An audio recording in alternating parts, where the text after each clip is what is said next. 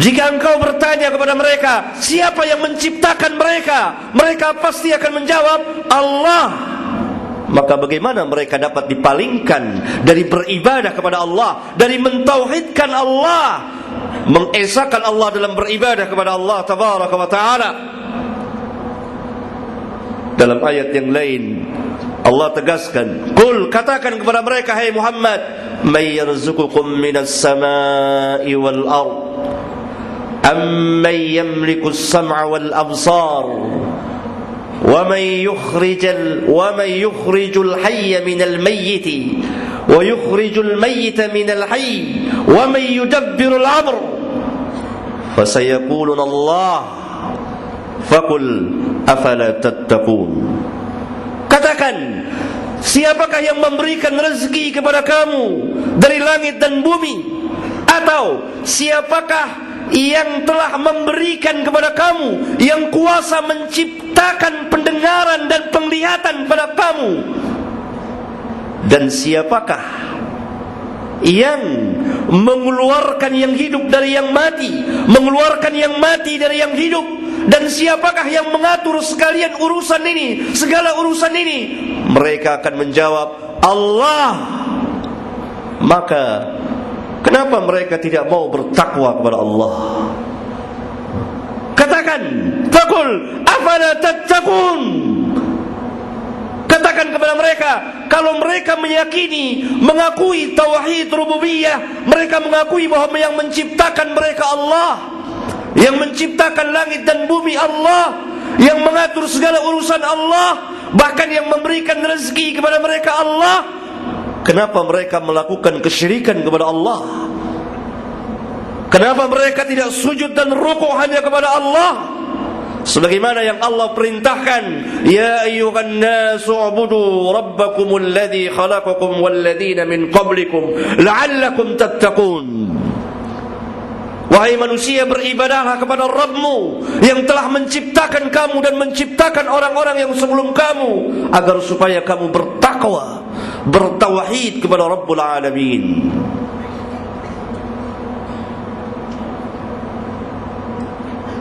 Aqulu qawli hadha wa astaghfirullah li wa lakum.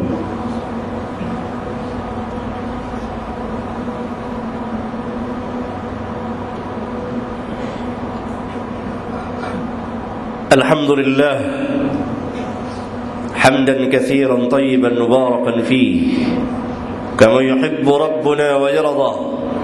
Wassalatu wassalamu ala an-nabiyyi ar-rahmah wa ala alihi wa ashabihi wa man ittaba'ahum bi ihsan ila yaumiddin, wa ba'du. Sidang Jumat yang saya muliakan, dari khutbah yang pertama kita mengetahui bahwa orang-orang musyrikin pada zaman Nabi, mereka membuat berhala, patung dengan tangan-tangan kotor mereka, patung-patung yang tidak bisa berbicara dan mendengar, yang tidak bisa memberikan manfaat dan mudarat. Mereka tidak meyakini bahwa patung-patung itulah Tuhan mereka yang menciptakan langit dan bumi. Tidak, sama sekali tidak. Karena ketika ditanya, mereka mengakui bahwa yang menciptakan langit dan bumi Allah, yang menciptakan mereka adalah Allah. Tetapi kenapa Allah tetap mengatakan mereka kufur, mereka syirik, mereka kafir, tempat mereka di neraka jahanam? Karena mereka tidak bertauhid dengan tauhid yang kedua dan ketiga. Tauhid yang kedua, tauhidul ubudiyah, mengesahkan Allah di dalam beribadah kepada Allah. Hanya kepada Allah kita beribadah, sesuai dengan apa yang Allah syariatkan melalui perantara para nabi dan rasulnya, yang diakhiri dengan kenabian Muhammad alaihi wassalatu wassalam. Tauhid ubudiyah inilah yang memisahkan mana mukmin, mana kafir, bahkan mana mukmin yang bertauhid dan mana mukmin yang telah dimasuki, yang telah mengerjakan sebagian kesyirikan. Ketahuilah bahwa syirik ada dua dalam Islam. Syirkul akbar, syirik besar yang dapat mengeluarkan seseorang dari Islam. Yang kedua, syirik kecil yang tidak mengeluarkan seseorang dari Islam, tetapi dia telah melakukan dosa yang sangat besar. Syirik besar misalnya seseorang mendatangi kuburan tertentu. Sebagaimana di negeri kita begitu banyak kuburan yang didatangi pada waktu-waktu tertentu. Kaum muslimin sebagiannya meminta kepada mereka dengan sebagai mereka jadikan sebagai perantara penghuni kubur itu. Penghuni kubur itu mereka jadikan sebagai perantara untuk memohon kepada Allah. Bahkan ada kalanya mereka langsung meminta kepada orang-orang yang telah mati itu, kepada Syekh Abdul Qadir Jailani. Bahkan mereka menyuruh, ya Syekh Abdul Qadir Jailani, tolonglah saya. Ya Syekh Fulan, tolonglah saya. Ini semua adalah syirkul akbar, syirik besar yang dapat mengeluarkan kita dari Islam. Kalau sekiranya kita telah tahu hukumnya dan paham. Syirik kecil, saya ambil contoh, walaupun dosanya besar. Karena seseorang melakukan dosa yang paling besar adalah ketika seseorang menyekutukan Allah Tabaraka wa Ta'ala. Saya ambil contoh yang sering dilakukan oleh kaum muslimin. Mereka memakai jimat. Jimat ini diyakini untuk mendatangkan manfaat dan menolak mudarat. Kalau mereka meyakini jimat ini umumnya dipakai untuk mendatangkan manfaat dan menolak mudarat. Kalau mereka meyakini bahwa jimat inilah yang memberikan, mendatangkan manfaat atau menolak mudarat, maka mereka telah kufur kepada Rabbul Alamin. Karena dengan sendirinya mereka telah menandingi Allah Subhanahu wa Ta'ala dengan jimatnya itu. Kalau dia meyakini bahwa jimat itulah sebagai pelaku yang memberikan manfaat dan menolak mudarat atau bahaya dari mereka. Orang pakai jimat macam-macam, ada cincin, ada kalung dan lain sebagainya, ada keris yang digantung setiap malam Jumat dicuci dan seterusnya.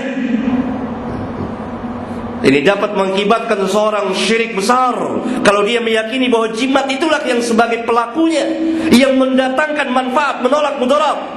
Kalau dia tidak meyakini demikian, tapi dia tetap meyakini bahwa yang memberikan, mendatangkan manfaat Allah, menolak mudarat Allah Tabaraka wa Ta'ala, yang menolak bahaya dari mereka Allah, tapi mereka jadikan jimat ini sebagai perantara sebab saja, maka mereka telah jatuh kepada syirik kecil.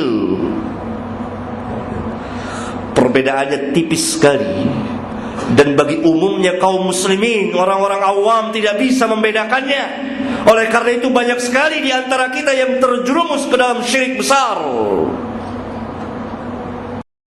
Contoh syirik besar, mereka menyediakan sesajen untuk para jin dan syaitan. Ini syirkul akbar, syirik besar, meminta-minta kepada jin dan lain sebagainya yang tersebar luas di negeri kita ini. Oleh karena itu, sidang Jumat yang saya cintai dan saya muliakan, mari kembali kepada tauhid. Pelajarilah kembali tauhid kita. Karena tauhid inilah yang akan menyelamatkan seseorang dari kekekalan di dalam api neraka Jahannam. Kalau dia ditakdirkan masuk neraka, kalau dia bertauhid, maka dia tidak kekal di dalam neraka. Orang-orang yang tidak bertauhid, orang-orang yang melakukan kesyirikan, syirik-syirik besar yang mengeluarkan dia dari Islam, maka mereka kekal di dalam api neraka Jahannam. Mudah-mudahan khutbah yang singkat ini menjadi ibrah bagi khatib dan bagi jamaah, sebagaimana Allah perintahkan kita, fa'tabiru ya ulil absar. Ambillah pelajaran wahai orang-orang yang mempunyai pandangan. Allahumma ighfir lil mu'minina wal mu'minat wal muslimina wal muslimat al ahya'i minhum wal amwat.